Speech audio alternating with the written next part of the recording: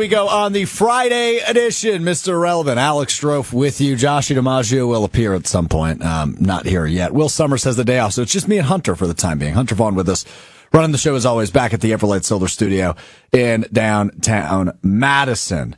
Matthew, TGIF weekend can't come soon enough, he says on YouTube. M. Pip, whose comments we'll get to in a moment, says, imagine being 5-3-1 and it's a must win. I'll explain that in a moment. And then Joseph, I believe, mocking me for always being cold in Green Bay, says, here's a place you can go for cold game gear. So there you go. Good to see the chat active early, and let's keep it active often on YouTube, at ESPN Milwaukee, at ESPN Madison, as we preview Packers-Giants coming up on Sunday, as the Giants have the worst record in the NFC. The Packers currently the 7 seed in the NFC at the aforementioned 5-3-1. So hopefully can get it done. A little rebound on Sunday after 2 losses in a row to Carolina and Philadelphia, respectively, and a lot of things on my mind ahead of this one between the Packers and the Giants. We will hear from coordinator Jeff Hafley at some point as well. We'll take a look at the NFC North and whether or not that's a realistic goal for the Packers still, despite the 2 recent losses. We'll hit our NFL picks and we'll hit what we missed, presented by Door County Distillery, all ahead on this Friday edition of Mr. Irrelevant. But as we always do, we check in on the mental state of Josh DiMaggio, because he's been a roller coaster this week. He's been a know-it-all. He's been negative. He's been a hockey guy. How we looking? I don't know if I've been a roller coaster. I think I've been pretty steady. You just don't like where my coaster's been. That's a fair point. Yeah, my coaster's been driving along the ground, maybe doing some subterranean action. He's been that kiddie ride where it's just the cars on the track and then just go 2 miles an hour. The little dragon. Yeah. The dragon that they have at your local fair. I know we're getting to Jeff Hafley, but I sure hope the Packers don't let the better head coach walk out the building. I mean, the hope is neither head coach walks out the building. And wow. I think that's incredibly unlikely. Immensely, especially after the performance he put on yesterday. People noticed. Hey, he's a passionate dude. He's a passionate dude. I love Hawken, who has been joining us live on Fridays, the podcast listener other times. He's become the biggest JOSHY guy ever since your shout out. Ever since your comments. So he chimed in with, there's no Premier League soccer this weekend. My happiness will now be fully determined by the Packers. Oh, no. Not ideal. What about the Blackhawks? They got a game this weekend. What F1 race is going on? F1 race? When did you become an F1 Tomorrow, guy? 6 p.m. Hawks Maple Leafs. Join me. I'll be watching. No, you won't be. No, Bedard against Austin Matthews. Oh, 2 young superstars. Joshy's got a prior commitment tomorrow, which, so we talked about Will's a couple Fridays ago. He was out of Bullwinkle's, I think, in Brookfield is where that is. Yeah. You're at Deer Camp right by Fiserv Forum tomorrow night. Uh-huh. And you're with our friends from Michelob Ultra. I think I can stay. I will also be there. I'm going to come join you. So if you're looking for a place to watch the Bucks game tomorrow. Absolutely. Joshy's working. I'm just drinking. This is one of those few unique times where it is actually suggested to have a beer or 2 responsibly as part of this job. So that's always a good job you like to have. That is true. Yeah. So Joshy's going to be cracking a few Michelob Ultras. I'm going to be drinking a few Michelob Ultras down at Deer Camp tomorrow, right up the street from Fiserv Forum. Formerly 3rd Street, now MLK Boulevard. Thank you. You're welcome. Thank you. Matthew chimes in. You following the Admirals at all, Joshy? No, but I should, because as I've said many times before, I love Chuck Puck. I also love Chuck a Puck. Everybody's sad there's no F1 this weekend, according to Nick. So it's all Blackhawks or bust for you. Wow, this is... Yeah, great. Yeah. Let's hear from Jeff Hafley, the Packers defensive coordinator. As Joshy mentioned, he put on a show yesterday. Just a terrifically passionate press conference. Talking ball, defending LaFleur, talking about how they're going to get this thing back on the tracks. Also addressed some rumors about him potentially being the next Giants head coach and just said he's ignoring him, but maybe his mom's paying attention to him. But here's Hafley defending the head coach in the Packers offense ahead of Sunday's game in New Jersey against the Giants. Watch, I got confidence that our offense is going to go out, and this is no disrespect to the Giants, but we're going to score a lot of points. I mean, that's one of the best head coaches in all of the NFL and one of the best play callers, who I still hate going against in 2 minutes like we do today, because he's really hard to defend. And they're going to get going. I mean, 2 weeks ago, we were talking about what we did against the Pittsburgh Steelers on offense. So we're going to be okay. But I'm not changing how I am, so you can't bring me down today. I love that. You can't bring me down today. That's what I sound like every day of the week talking to you. No. Josh, you can't bring me down today.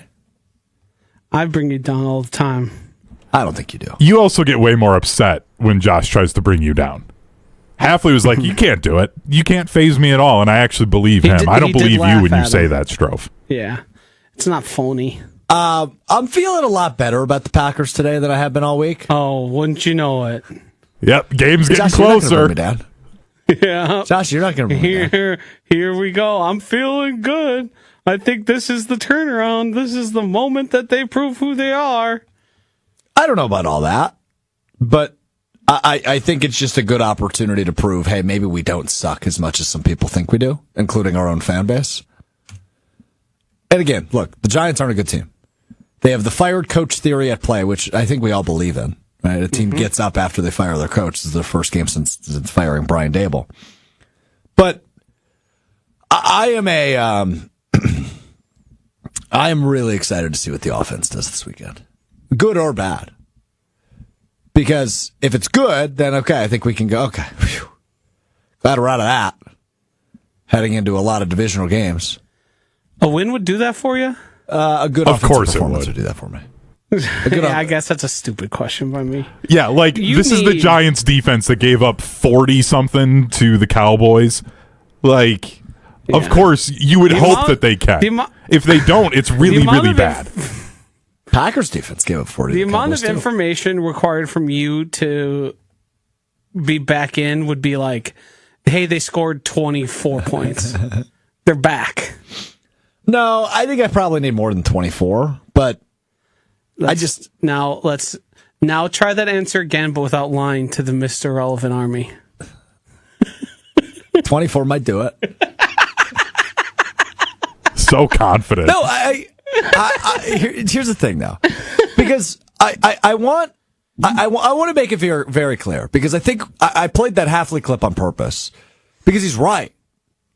Like, obviously we're in this tumultuous couple of weeks where the expectations are clearly not even close to being met, especially offensively. It's been really brutal. It's been repetitive. It's been predictable, and it's been really hard to watch, frankly, between the Carolina and the Philadelphia game, what this offense does. Nobody's going to disagree with me on that. It's been hard to watch.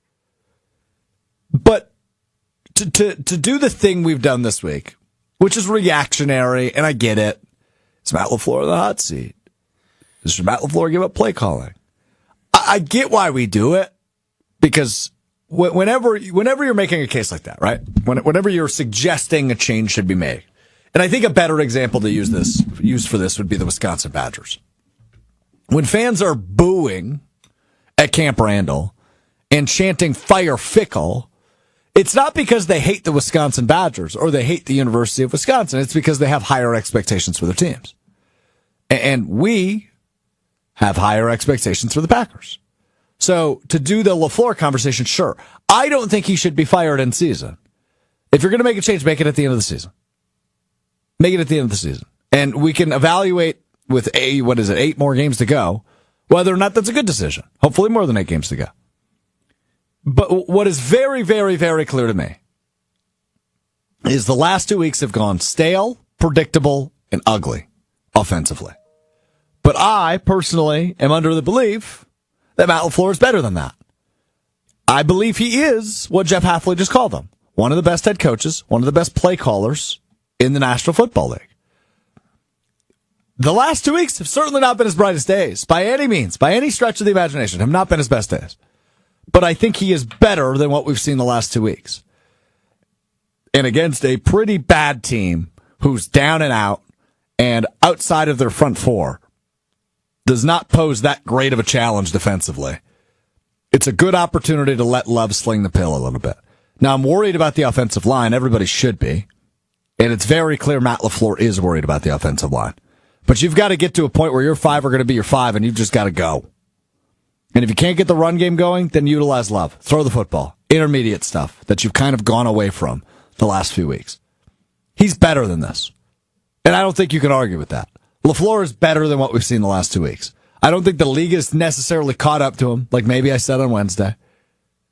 Walking that one back a little bit. To be clear, the league has caught up to this current iteration. Yes, that I agree with. Yes. But I think Matt LaFleur is much better than this current iteration of the Packers. I think I said this on Wednesday, that Matt LaFleur has earned the opportunity to dig himself out of this hole. Yep.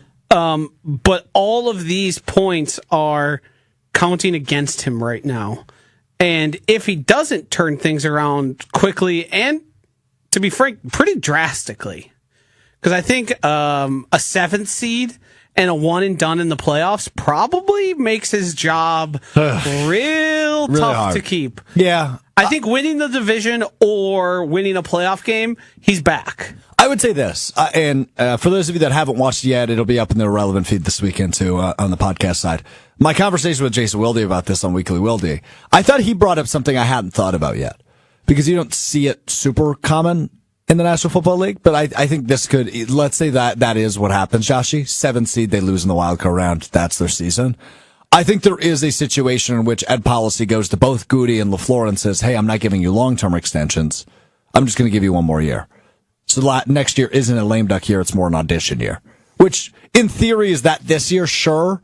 But could you make enough excuses for this year that, hey, maybe this is why it's happened? So for the offense, for example, I think that's possible. I think it's unlikely.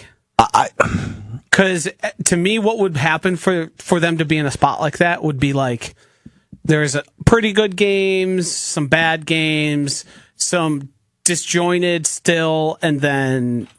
Well, keep in mind, the season's only half over, so injuries aren't done. Also, are we...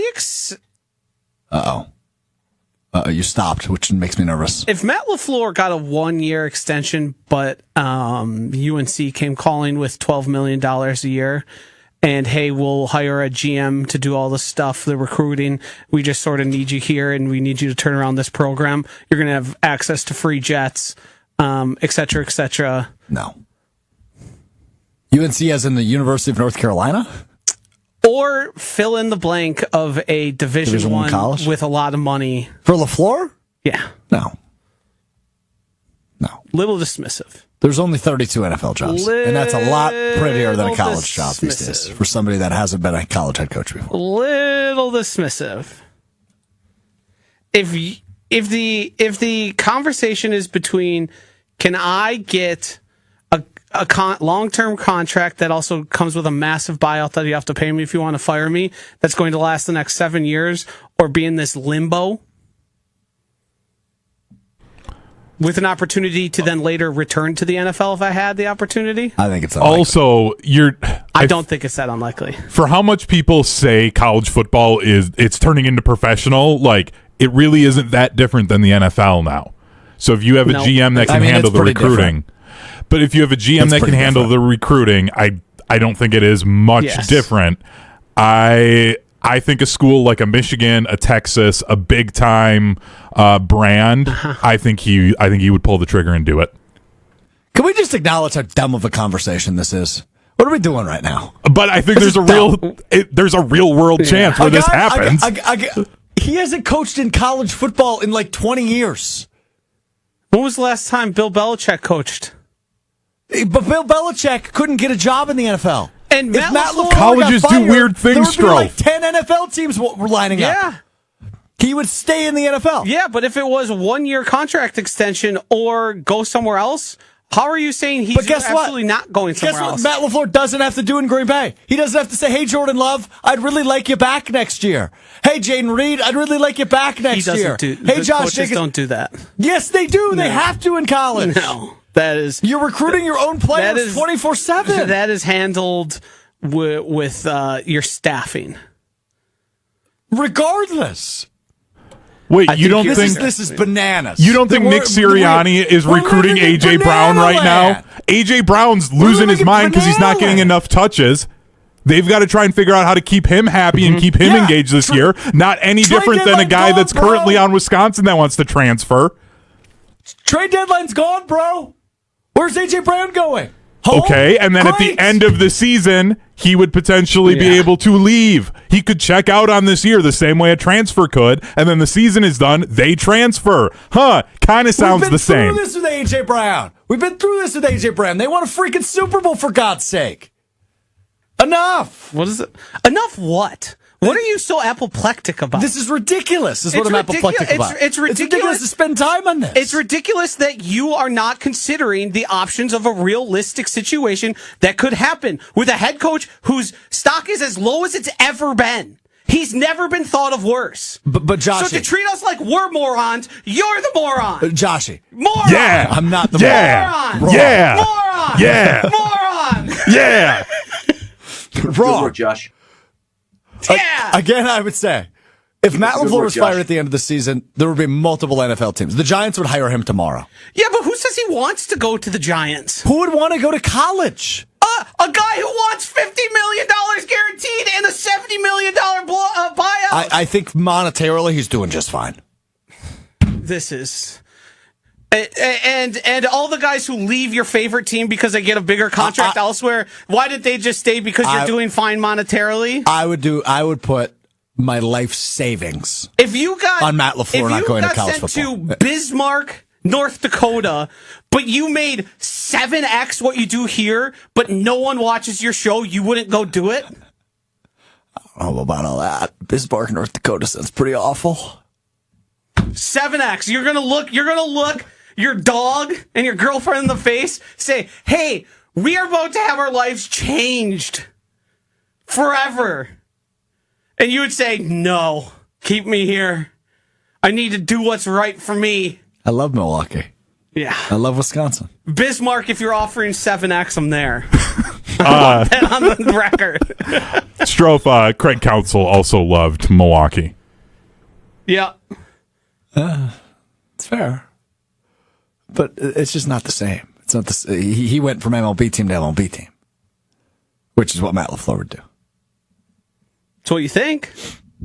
And Hawken chimes in, Strouf's salary is not the same playing field as LaFleur's. Fair point. That's why I had to say 7x. Couple zeros missing from mine. I had to make it exact, like an insane. Several zeros missing from mine, actually, probably. How much does he make a year? Bisaccia makes 2. So I don't know if Matt's number is actually out there. It's a lot. Yes. Yeah. But I think it'd be probably less than you think. Yeah, I was because thinking maybe Green Bay's 10. classically low. No. Less than that? Yeah, no. I would say it's probably half or less. College coaches are now making more than NFL coaches. Yeah, I knew that. Yeah. Google AI says about $5 million a year. And that's Google AI, so who knows? Yeah, and I don't know if the number was reported on the same way like Rich Bisaccia's was, because I believe that was Rich Bisaccia's agent floating out there, look how good I did for my client. He did well. Because have you heard of a single salary of any special teams coordinator? Maybe I have. I feel like I would have remembered it, but it's pretty unique in that case. Rather unique. Okay, now that we're done with that stupid conversation, moron. You're the moron. You're the moron. Yeah, you don't get to call that conversation stupid. I think that was a legitimate conversation for us to have. Just because you didn't like it. This shows you the BS panic mode we're in. No one's panicking. That's not panic you just mode. Floated the idea of Matt LaFleur moving to college football next year. I'm talking about the realistic. You lost in one of the most embarrassing fashions you've ever seen. You can't beat bad teams. Great, it's week whatever. Buffalo lost to Miami last week. It happens. There is no, you don't like little sayings. There's no, it's week whatever. Every single week matters. I don't disagree with that. Well, then don't say it doesn't matter. Then why don't you actually treat them like they matter? This year. But nobody's going 17-0. Yeah, thanks. Every team's going to lose. What? That statement. Go ahead. Time out. Yeah, go ahead. Think about that statement and then offer me what that brings to the conversation or to the audience. Because to me, you're saying nothing. You're saying literally nothing. You are dismissing things prior that you don't like because it's ugly and the results were bad, and saying everything can change and go positive. What if it doesn't? Right now, I have no reason to believe things are going to improve. There has been nothing. I'd be shocked if things don't improve. I'd be shocked. They're too talented. They are too talented of a football team to not improve. Wouldn't it be more logical you'd be shocked if things drastically improved? I'd be more shocked if this continued. Like, they're going to... The most likely is what we've seen to this point. He's too damn smart. They finished the season 10-6... 10-7-1, 10-6-1, 17. Yeah, they're a playoff team, though. Yeah. Is in there, are you finding drastic improvement of turning things around? Or is it going to be, they're going to play a good game, they're going to play an awful game. They'll play a game that they win, they probably shouldn't. Let's set it up this way, then. I think if this level of inconsistencies continue, then I think there's more of a serious conversation to have around Matt LaFleur's job security. But he laughed at the idea of giving up play calling because it's that absurd. It's not that absurd. This soon, yes, it is. He views it as absurd because he's arrogant and he thinks he knows better than everyone. Well, the idea of giving up play calling would require somebody else to. Well, do you think maybe he doesn't hire people like that because he doesn't want them in the room? I don't think that's the case because he's hired multiple guys that have gone on to be successful. Have they? Well, How not successful play callers. But. Yeah. Made 1 year each of them. Hackett and Getsy, I think both of them. Yeah, Hackett may be one of the most embarrassing head coaching hires in like the past 20 years. Yeah, it didn't. That was the year they traded for Wilson, right? Yes. Yeah, because they were hoping to be able to get Rodgers, weren't they? Yeah. Yes, they were trying to lure Rodgers. Yes. And they all denied that's why he was hired, but then we all knew that. Yeah. And then, the random meeting that Aaron Rodgers and John Elway had on a golf course, that was just happenstance. Yeah, just random. Just randomly. Couldn't believe that happened. And then obviously Getsy has been horrible, but nobody wants the guys from Green Bay because they know there's one guy. They tried it and said, well, maybe they are alerting by osmosis.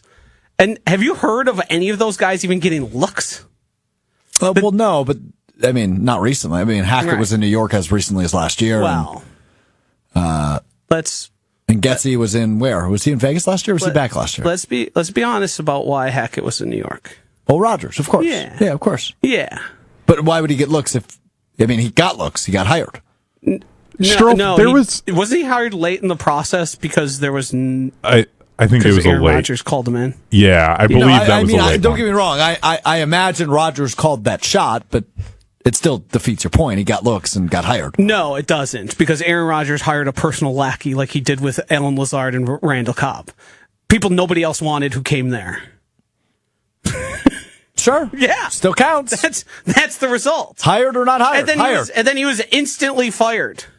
Not instantly, but just about. Yeah. Just about. Because everyone looked around and said, this guy doesn't know squat. I'm not, for the record, I'm not defending Hackett. I don't think he's good. I don't think he's good. You're defending. But the point is, no, you're defending LaFleur. Getsy got a second job after being fired from Chicago. Yeah. So the guys obviously have gotten looks. Yeah. They're back in Green Bay now because, well, they had 2 opportunities each and it didn't go well. I think there is helping elevate the Packers offense. There is a positive way to look at the idea of LaFleur not giving over, and that's because he realizes that the guys he has under him aren't capable of doing it. Maybe it is less. You realize if he gives it away, if he gives away play calling, he gives away his job. Correct. Yeah. You give up if you give up play calling. Yep. You admit you're not good enough. Given that that's the number one reason you were hired, was to be a play caller. And I still think he's going to be a good one, but we'll see. Maybe I'll be wrong. Maybe we come back Monday and I mean, look, if they lose this weekend, his job's gone. The absurdity at which you view the idea of Matt LaFleur coaching college is the absurdity I view of, I believe they're going to turn around and be good. No, I think there's different levels. I think yours is way more absurd. I think yours is like, we have evidence. We've seen it. We saw players calling plays out because things have gotten okay. So let's do this then. Do you believe Jordan Love is a good quarterback? Yes, unequivocally. Do good quarterbacks help offenses? Mostly, a Although I've also seen some of the best quarterbacks I've ever seen struggle with bad play calling. Okay. Mike McCarthy, for instance. Yeah, at the end as Aaron Rodgers was making his way to being one of the greatest quarterbacks to ever live, that was some of the ugliest football I've ever watched. For the record, I threw a magic wand at some point. Way. Yeah, where did that come from? That's been here for a while. I think Ben Brust. Okay. Anyway, I was also going to say McCarthy did it twice with 2 quarterbacks too. Yeah, that's true. Yeah, good point. Good point on Dak Prescott. Yeah. So I guess at the end of the day, like, I do believe LaFleur can get this thing turned around. I have no reason to I can doubt him. Yes, because what we've seen the last 2 weeks, I agree, is inexcusable. And what's also happened, which has been to Matt LaFleur's benefit, is his decision making has not been questioned because everything else has been so bad. That guy's still there. The guy not knowing when to go for it on 4th down or not. That guy his decisions were leading to losses. That guy is still out there. And we didn't pay much attention. And will he ever get over that part? I don't know. Probably not. But can he get to a point where this offense is cooking again and they're winning games consistently? Yes. Anything short of Jaden Reed hitting the ground running, I think they're going to have a lot of trouble. Because I think Tucker Kraft being gone for the season impacts both the run game and pass game so much. Their only yards after catch option remaining is Jaden Reed, who's been ramping up at practice. Yeah, sounds like he could be. But until that door gets busted down and he's out there, which I don't know what he's going to look like. He hasn't played football in, 7-8 weeks at this point? Yeah, it was week 2. Was it the first drive of week 2 that he went out? Well, one of the first drives, yeah. So past that, poor little kid's crying out there, just trying to have some lunch. It's not I hate that window. A kid. Well, just the worst part is sobbing. there was literally a lunch table with 4 seats directly next to it. So, like, the person sitting with their back to us is just about at the glass, and there's a high seat with a tiny baby. That is a small child bawling, haven't gone through it. But just when I forgot where we totally were. No, it's just, I don't know why I'm trying. Great. Do the Packers need to win on Sunday? Let's just go to that. So, again, this goes back to the must-win thing we talked about on Monday. You're going to have the same answer? No, it's a must-win for LaFleur's job security. I think if he loses 3 in a row, I don't think he gets fired in season, but I think that pretty much No, I don't think it would have to get to Jordan Love and offensive players talking bad about him publicly, which I don't think would happen. I think that's a pretty exclusively Aaron Rodgers thing. Fair. Because it seemed like, I think Gabe mentioned it this morning on Jen, Gabe, and Chewy. After the Packers won like 27-0 in that season, Aaron Rodgers got in front of the podium and blasted Mike McCarthy's play calling, despite them like having ostensibly a good game. I don't see Jordan Love ever, no matter if he has like multiple Super Bowls. I don't know if that's just based on his personality. He's a lot could change. Aaron changed a lot, but yes, he did. But he's a softer spoken dude than I think Aaron who's gonna speak out on the offense about that? Yeah, I don't know. So I guess on that note, though, and it was something I was going to bring up earlier before you brought us to Banana Land, is you can make excuses, fine, right? I mean, to your point, Tucker Kraft, Jaden Reed, Elton Jenkins, the offensive line hasn't been a good upgrade, and that falls more on Goody, in my opinion, than LaFleur. Those are things that have derailed this offense. Matt LaFleur has been emotional in his play calling in terms of it's clear when he doesn't trust something going on, thus the offensive line, and thus the behind the line of scrimmage passes and no intermediate stuff, and get the ball out quick and just trying to run fast. He's just trying to make sure things don't break down up front. And that's the play calling we've had, and things have broken down up front, but also he hasn't adjusted and he hasn't evolved. You know what the real problem is? What's the real problem? The Giants have a terrible run defense. Bad run defense, good pass rush, though. I think the Packers' rush offense have been so poor that even a bad rush defense might not be the ointment they need to cure the rash that is their run game. But what I think is going to happen is whether it's successful or efficient or not. Pound the rock. Pound that rock, baby. Do you think we get Luke Musgrave involved in the first, 4 drives of the game? Probably nice. They won't. Just a thought. Yeah. Yeah, why would they do that? They might. They might not. I don't know. How many of the first 10 plays are runs? I hope the answer is 5 or less. Am I confident the answer will be 5 or less? If you were betting and I put the number 8. At 6.5, I would take the under. Whoa. But very thinly. I think it'd be 6-4. Let's count that. Yeah. Josh, what's your number? Offensive plays. I took 8. I think 7 to 8 could be run plays. Yeah, he's just going to try to get it going. And if it works, then maybe they'll score 30 points. Yes. And if it doesn't work, well, then you might I'm going to laugh if they go on like a 9-play drive where you just get like 8 Josh Jacobs, like big gains in a row. So it's one of those where like for whatever reason, it just happened to work on the opening drive. And then Josh and I are right.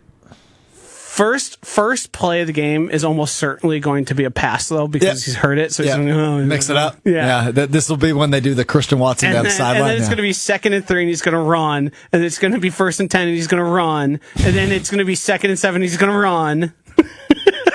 3rd and 1, inside zone out of the shotgun. No, they'll change it up. It'll be a counter out of shotgun this time. There you go. Yeah, these guys thought they had us. Not now. Not so fast. What if we go the other way? Got him. He's better than that. You guys are so disrespectful. He hasn't shown he's better than that this year. If this was 2023, sure. Not this year. The last few weeks have not so much. I mean, the first week was his best week. Offensively? Yes. What about Dallas?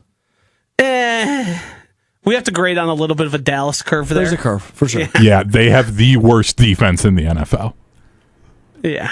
But 40 points is, 40 points is great. Jordan was also a little unconscious in that game. He was against the high school JV defense. Awesome. Yeah. Without a doubt. And there's a little bit of a curve. We said that. A lot of a curve. Second half against Pittsburgh, that was really Jordan, though. Yeah. More so than Matt. Uh-huh. And that's about it I got for good examples. Because Arizona was just meh. Cincinnati was just meh. It took a 4th and 2 look from Jordan Love to win that game. There's a shot New York could be meh. I don't think everything's getting cured in a week. There's still going to be moments where we're going, what the hell is this offense? There's going to be a 3 and out where it's 3 runs. There's going to be moments. But do I think this is a week where they can score? I would love to pull the numbers. How many 3 and outs have the Packers had? That were 3 runs. I want to just say, preceding a punt, how many times have the Packers ran the previous 3 plays? Because it doesn't necessarily have to be 3 and out and just 3 plays, but it feels like we would be towards the top of, you started on 1st and 10, you ran 3 run plays, and then ended up punting on like 4th and 6 because you guys never got the yardage you thought you should. We go look back at like that Arizona game when this all kind of started. All right, here we go. 3 and out punt.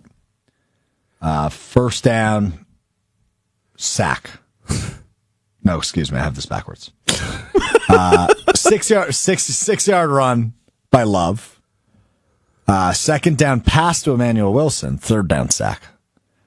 Any other 3 and outs in this game? Yeah, here we go. 3 and out to start the 3rd quarter. His favorite time to go 3 and out, by the way, is the start of the 3rd quarter. Jacobs for 2 yards. Love to Wicks for 5. Incompletion punt. Here we go. Another 3 and out in the 4th quarter of that game. Oh, boy. I mean, that one's probably going to be run, because did they have a lead? Love fumble. Recovers his own fumble. 4-yard pass, incomplete punt. They did not have a lead. They were down 23-20.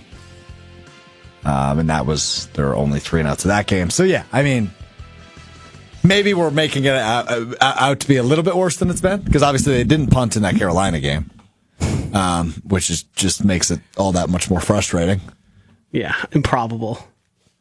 He scored 13 points and he went to the red zone 5 times. I have a question for you about the Packers. If for whatever reason the Giants kind of did what they've done a few times this year and they get a bit of a lead, okay, entering the 4th quarter, And this comes down to the end of the game. The Giants have a 2-point lead. Brandon McManus trots out for a 45-yard field goal. Down 2 to win the game. You're thinking, what? There's no shot, right? Yeah. Well, this is going to be a fun miss.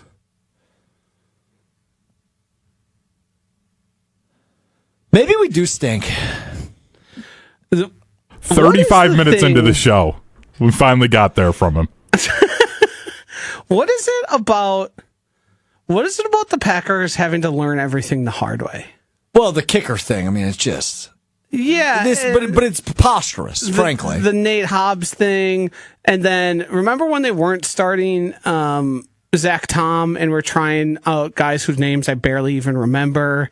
Like, oftentimes you end up at the right player, but you had to have it be really bad first with the wrong players.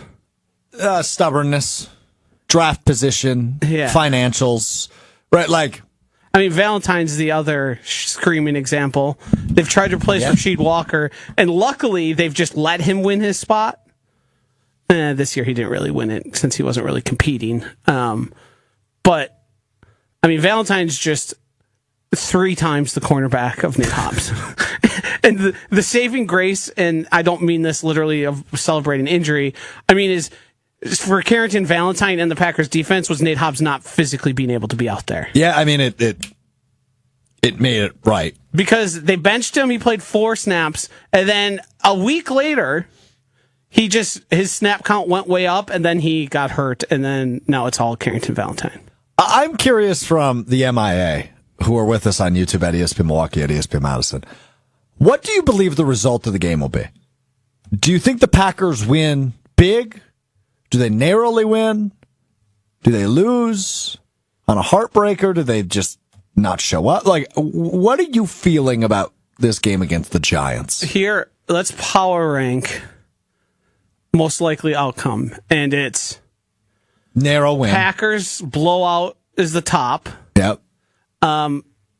We'll go narrow win, loss, blowout, loss. Which of those are most likely? I think you had it in order other than I'd flip narrow and blowout. Yeah, win. I'd say the most likely result is narrow win. Second most likely result is blowout win. Oh, I would put loss. I would put narrow loss. Narrow win, narrow loss, blowout win. Blowout loss. Yeah. Okay. Yeah, the defense is too good to blowout loss. That one's like 8 tiers below the other 3. So it's all about the offense. Yeah. Okay. Yeah. Matthew says 17-14 Packers walk it off, like you said before. Chef Ed says 30-10 Packers. Imagine how bad we'd feel coming in on Monday to talk about a 17-14 field goal. Avaline, I might have slaughtered that pronunciation. Apologies. Says 19-11 Packers. Is there a safety somewhere in there? That would have to be a scorigami, it's right? Jameis. Jameis, safeties are very possible. Hawkins says Jameis Winston legacy game, second most likely outcome. Narrow win, Jameis Winston legacy game, then narrow loss. But a Jameis Winston legacy game is going to be like 6 touchdowns, 4 interceptions. I was going to say his best game has an interception in it. Bless you. Whoa. That was too loud. I'm a loud sneezer. Yeah, that's too Got much. that dad sneeze going on. I do. Have you ever injured your back sneezing? I'm not that old. I've done it. Lance chimes in. I hurt my neck sneezing once. I did too, actually. I've hurt my neck. You're right, Hunter. We haven't seen a blowout win all season, have we? Detroit was a blowout. Because that Isaac Tesla touchdown came at the very last first 2 minute. games were blowout wins. Both teams climbed back in garbage time to make it the score look. Both of the scores looked closer than they were, yes. but I mean specifically that Detroit game was a blowout. It was 24-3, I think, or 24-6 maybe. And then that Isaac Tesla touchdown was unbelievable. Still maybe one of the best catches of the season. In that first week. I think Isaac Tesla has like 5 catches and 3 touchdowns. Really? Tesla, yes. Excuse me. Okay, so just real quick before we get to our NFL picks and to what we learned, I do want to talk NFC North because despite the way we've talked this week, the Packers are still right in the NFC North. 4 receptions, 2 touchdowns for Tesla. Detroit 6-3, Chicago 6-3, Packers 5-3-1. The top 3 teams in the NFC North. So Packers beat the Giants. Lions lose to the who do they play this weekend? They play the Eagles, and then the Vikings beat the Bears. Packers would be back in first place in the NFC North.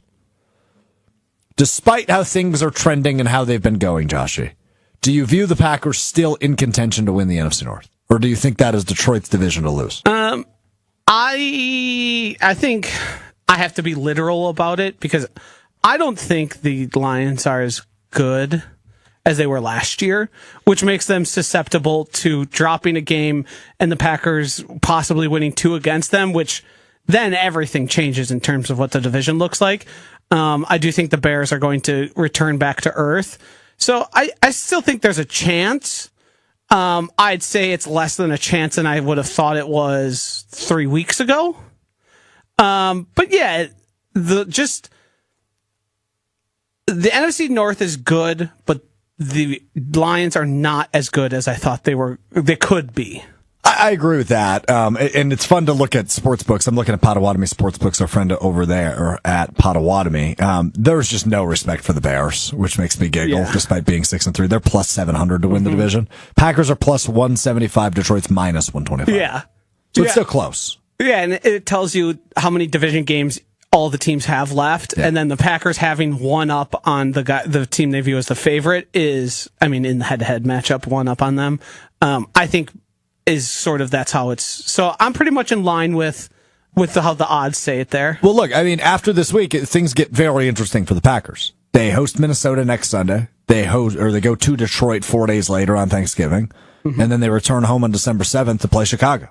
They've got 3 divisional games in a row before going to Denver.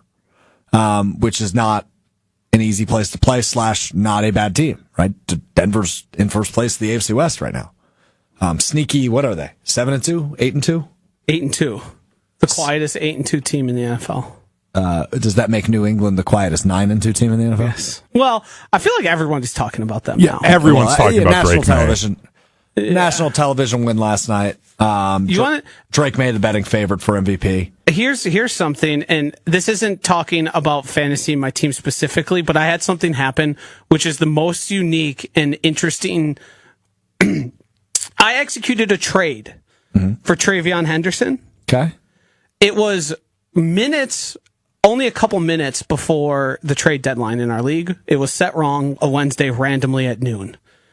But because the trade approval process is 2 days, and you didn't get him, Travion Henderson plays with them. I do get him, but I get him next Wednesday. So no, what I'm saying is you didn't get him for last night. Yes. So, but I'm in a situation now where there's a guy on my opponent's team, and there's guys on my team that we can't play that are still have games to play that could end up injured before they ever actually play for our roster because you can't do anything after the trade deadline passes. That's too bad, I guess. So there's Jordan Addison and Woody Marks. Hunter, are you going to yell at him or not? I was going to wait until he was done. You went way too far into this, Josh. For how much you've yelled at Strouf. It's fascinating. No, it's not. No one cares. It is. This isn't a fantasy football show. Nobody cares. Stop talking about your fantasy teams. If we were to judge the amount of people who are in this and also play fantasy, 95%. Dr. Denver Dan says, "Oh yeah, fantasy talk. Let me lower the lights." Matthew says, "Ugh, that sucks. I would have pushed that through as the commissioner." Travion Henderson had 3 touchdowns. Yeah. For someone else. Here I am. Hawken points out, Joshy qualified he wasn't talking about his fantasy team, then proceeded to talk about his fantasy team. Not my team. I'm talking about trade deadlines. Here's a note to all of you. Don't put a trade deadline on a Wednesday because that screws everything up. All right, here's a note to all of you. It's time now for our NFL picks, and that guy who's yelling over there is in last place. The loser of our NFL picks this season will spend wild card weekend in Will's apartment. Got your sleeping bag picked out? Here's the thing about this. I've learned, and from watching and tracking your guys' games, I just haven't gotten lucky. Yeah. Will's had like 3 of the most improbable wins you could of the season. And it's like, you look up, you're watching a game, you're like, wow, that's a wild ending. Oh yeah, Will picked that team that was down 17 with 6 minutes remaining in the game. And I've had multiple leads going into fourth quarters that I was on the wrong end of them losing. There's no skill here. It's driving me bonkers. I want to get lucky. Well, maybe you will this week. Josh, you're in last place. You kick us off. Packers-Giants Sunday at MetLife Stadium. I mean, Packers. It has to be Packers. I don't think they're going to cover. Oh, it's only 6.5 now. The 6.5 spread. Oh, I like that better. I think it's going to be 3.5, 4.5, 5. But I do think the Packers win. And your underdog, we picked this just straight up. An underdog, a betting underdog you believe will win the game. I hate this one that I would even think about saying this. But it's got to be the Bears, right? Bears plus 2.5 against J.J. McCarthy has played 6 good minutes of football in his NFL 6 career. good minutes. I thought you were going to say quarters. No, minutes. Quarters. It was that one fourth quarter in the first game he played. Yep. That was magical. And Detroit, he played good. Well, fine. Yeah. He was average. He had 2 or 3 good passes that made or broke the game. There is a little piece of me that wants to go Seahawks just because they score so many points, but I do think the Rams are the best team in football. I'm going to do something I don't want to do, and I'm going to pick the Bears. God, that graphic's going to look gross. It's going to have Josh's face and then the Packers logo and the Bears logo right next to each other. Wait. Switch. Is my hand off the chess piece? Your hand's off the chess piece. I just scrolled to the bottom. Sunday night game. Yeah. Yeah. Well, does that make you feel a whole lot better? Yeah, it does. He's referring to the Lions. Yes. No, you're sticking with the Bears. You have to. Let's go to Will and Hunter, who I believe are tied for second place. What are our actual records? I'm going to be honest. Here's the issue: is Will keeps track and he's not here. But separating us all, it's 2 or 3 games, right? Yeah. Yeah. Okay. Yeah. So Will went with the Packers, and then he took the Commanders for his underdog. The Commanders are 2.5-point dogs to the Dolphins. That game being played in Madrid, 8:30 a.m. on Sunday. That is a horrific game. Yeah. Nobody's waking up early for that one. I feel bad for everyone in Spain. Here's the thing about that game in specific, and if we're here, we might as well talk. The Dolphins are still really fast. They're not good. They're very fast. The one thing everyone says about the Commanders is how old and slow they are. Correct. Yeah, that feels like the perfect game for Devon Achane to just go bananas. Yeah, and Jalen Waddle to have 130 yards receiving.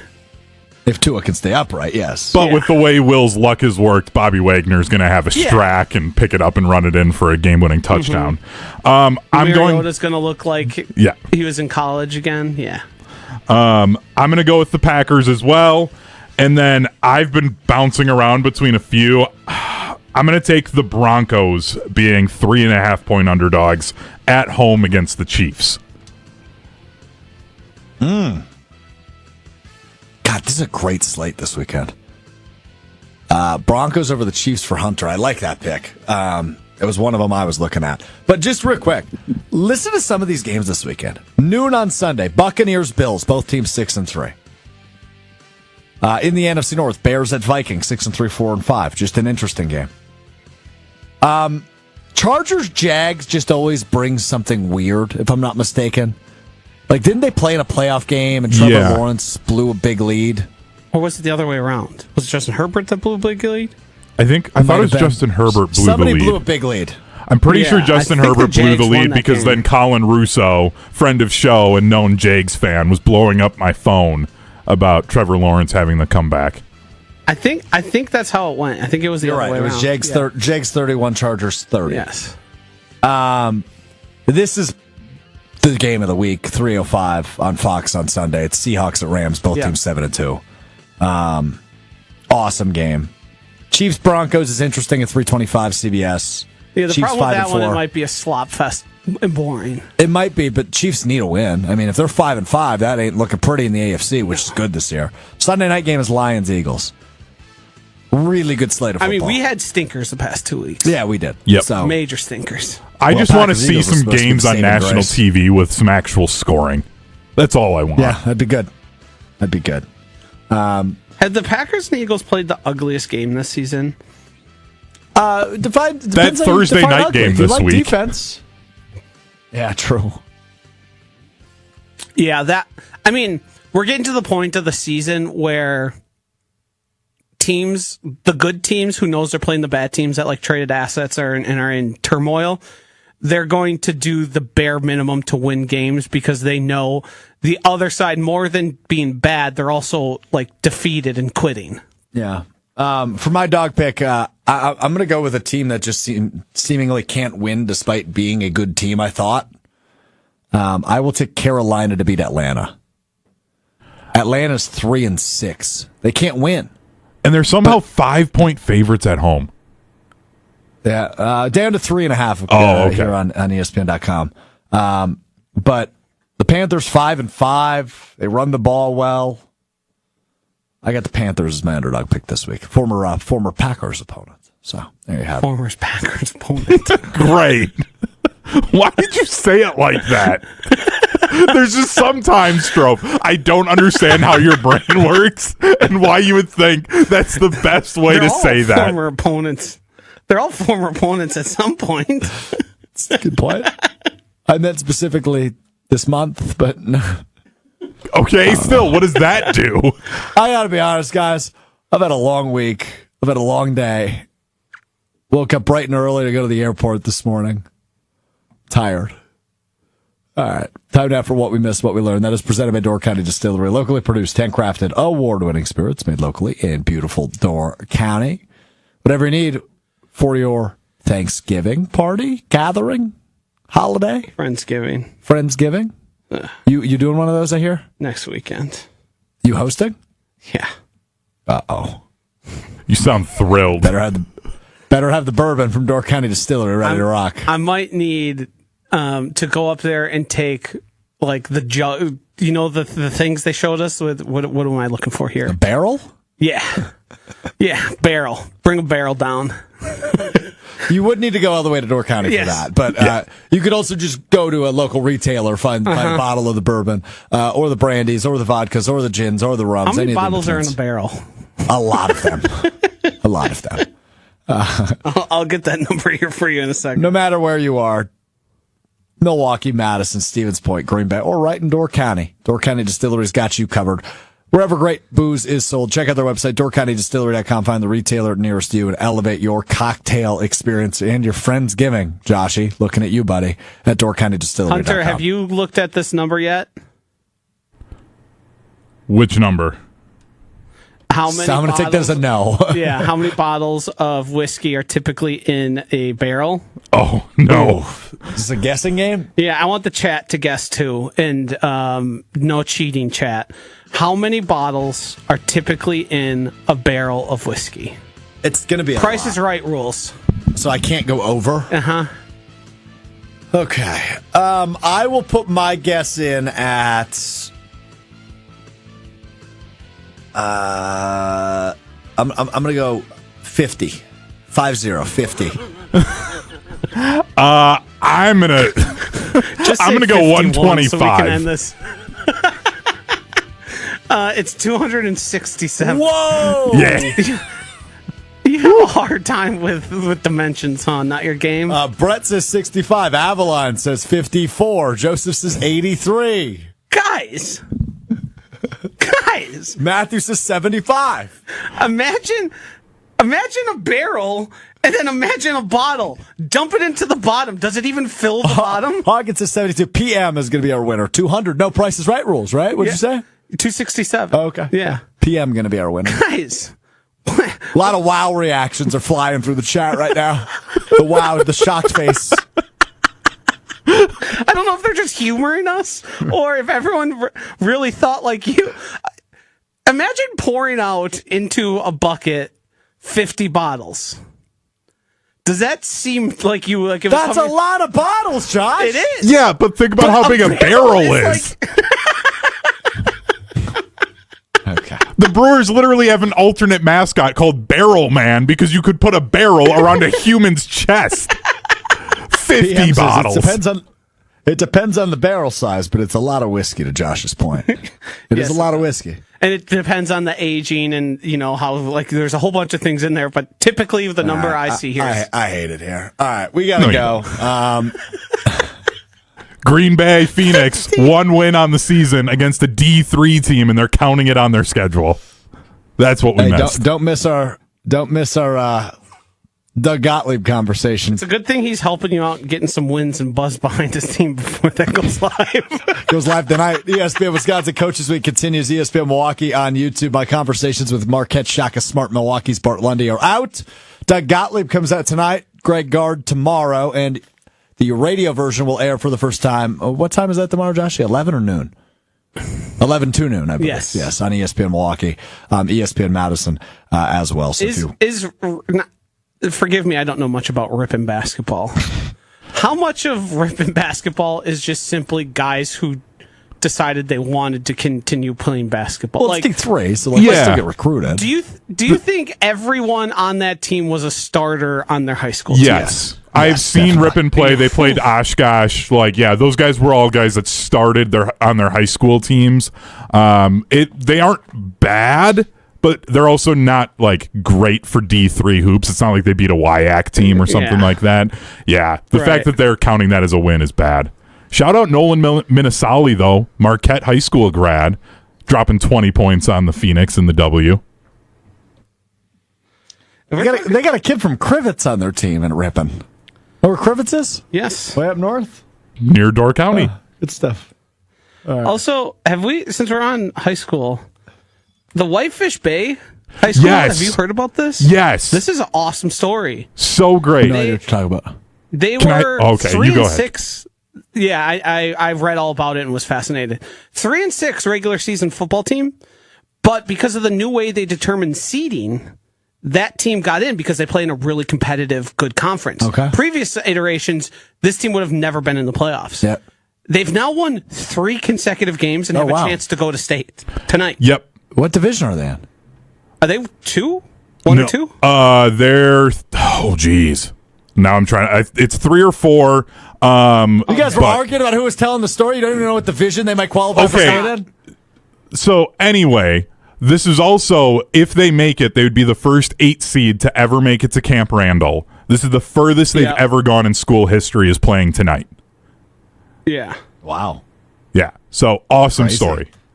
Also tune into Arrowhead Wanakee on the ESPN Madison YouTube channel or the ESPN Wisconsin app.